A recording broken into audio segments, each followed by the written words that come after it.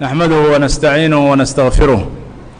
ونعوذ بالله من شرور أنفسنا وسيئات أعمالنا من يهده الله فلا مضل له ومن يضلل فلا هادي له وأشهد أن لا إله إلا الله وحده لا شريك له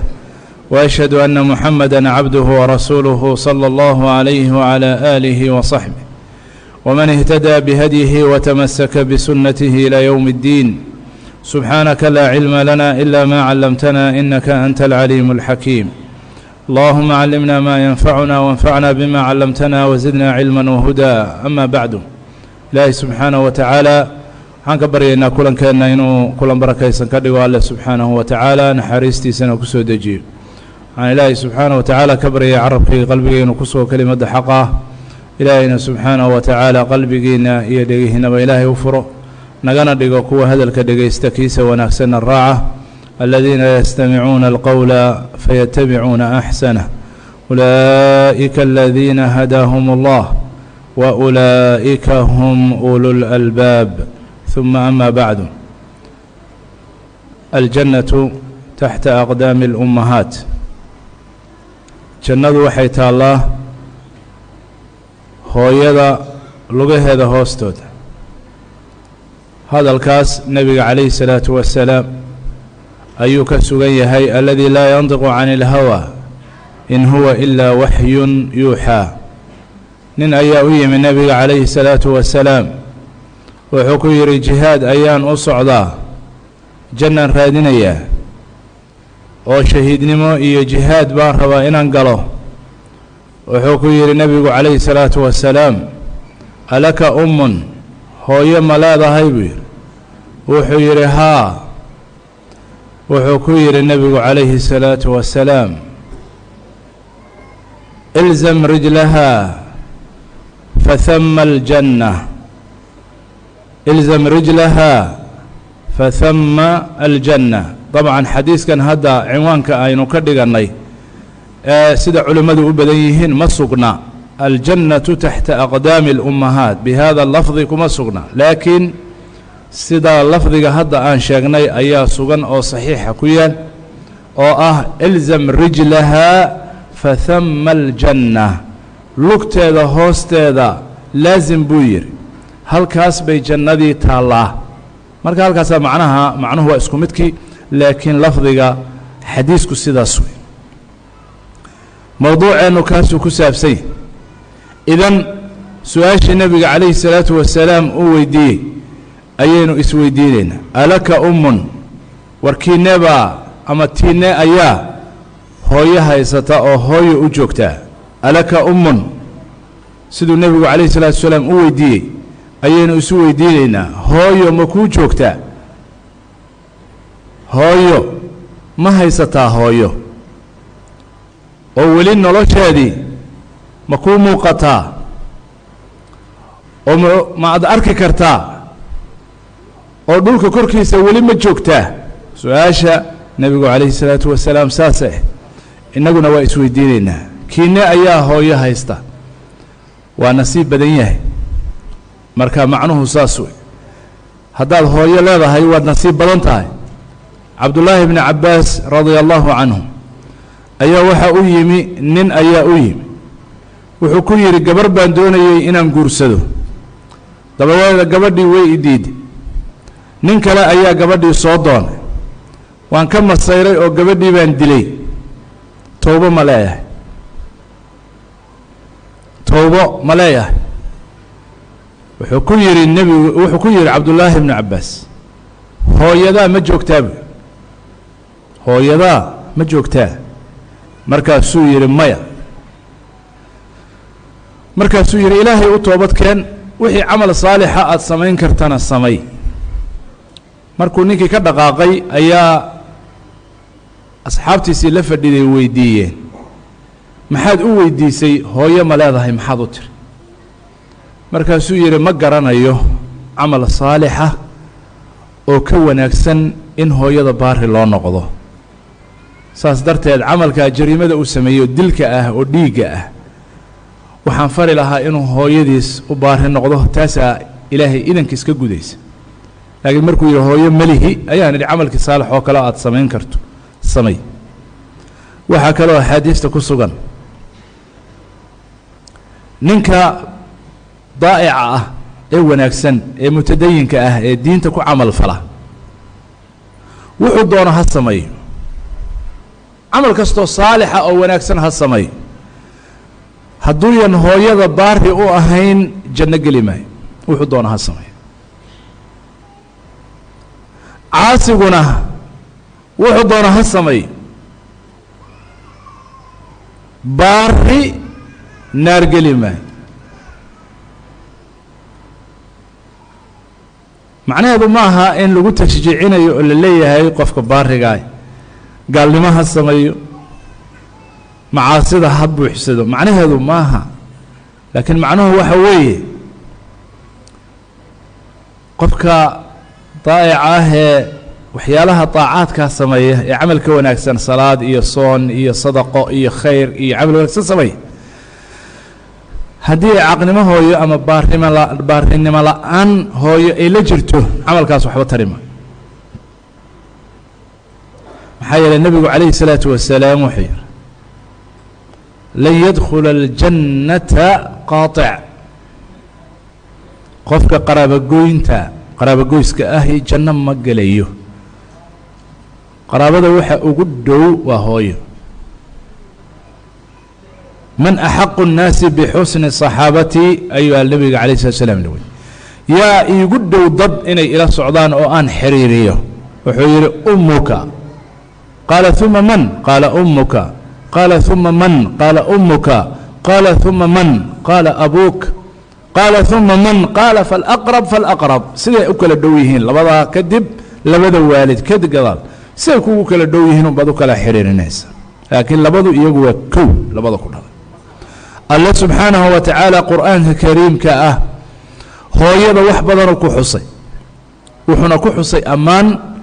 iyo sabir iyo ajar badan iyo naxariis iyo qalbi weyn oo aan nacayb aqoon, qalbi weyn oo ilaahay subxaanahu wa tacaala cajaa'ibtiisa uu geliye. makhluuq cajiiba weeye hooyada oo ilaahay subxaanahu wa tacaala asraartiisa qayb ka mida uu geliyey alla subxaanahu wa tacaala.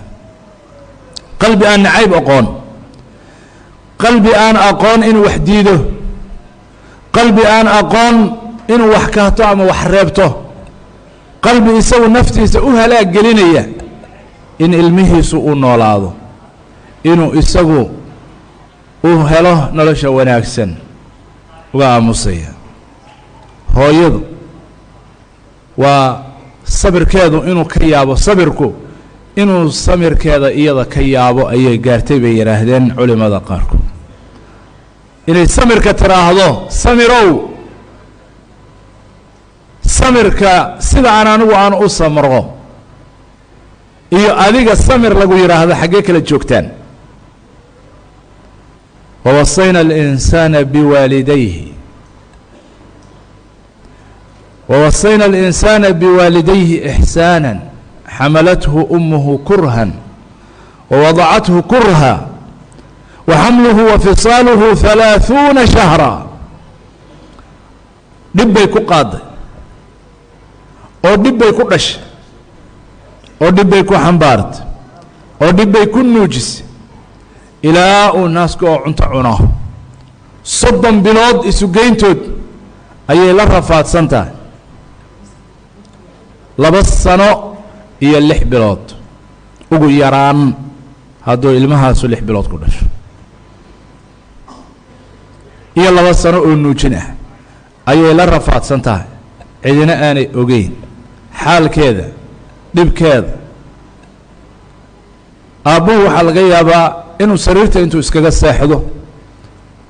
markaad uurka hooyadaa ku jirtay, cashadiisa inta cuno uu iska seexdo, iyadu ma seexan, waa taa haysaa, isma gedin karto, aada uma fadhiisan karto. hadday socoto waad ku taagmaysaa sidii qorigii oo dhigihii caloosheedaad ku jirtaa. hadday gaari fuusho, hadday diyaar raacdo, hadday dhulka socoto, hadday kursi fadhiisato, adigii bay ku dhowraysaa, dhibkeedii bay la hagooganaysaa, xanuunkeedii bay qarsanaysaa cidna uma sheegan cidna wax kamay weydiisan cidna ma ay dhihin waxa laygu siiyo xanuunkeeda ilaahay unbaa qadari kara dhibka ay marayso ilaahay subxaanahu wa tacaala keliya ayaa og cid kaleeto u ogi ma jirto saas darteed buu ilaahay subxaanahu wa tacaala xaqeeda weynay jannadana lugaheeda hoosteeda ka dhig lugaheeda maxaa lagu yidhi lugteedaad ka hoosaysaa way hooyadaa wejigeeda lama sinid madaxeedana madaxaaga lama simi kartid si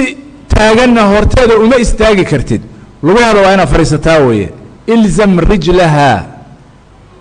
booskaagu waa xaggee booskaagu ma inaad hor istaagto oo saa ula hadashaaba maya booska aad leedahay oo aad u xaq leedahay waa lugta hoosteeda lugteeda hoosteeda